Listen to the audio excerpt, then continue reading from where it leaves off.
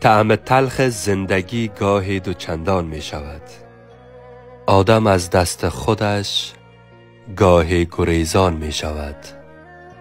بر لبانش خنده می دوزد ولی دلشاد نیست.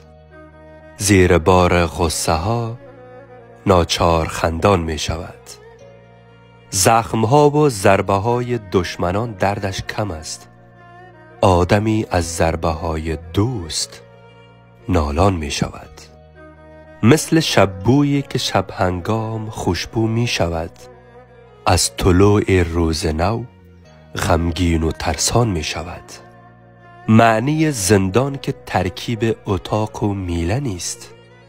گاه آزادی خودش هم مثل زندان می شود. وای بر روزی که شاعر خسته و غمگین شود. آخر هر مصرع و هر واژه گریان می شود.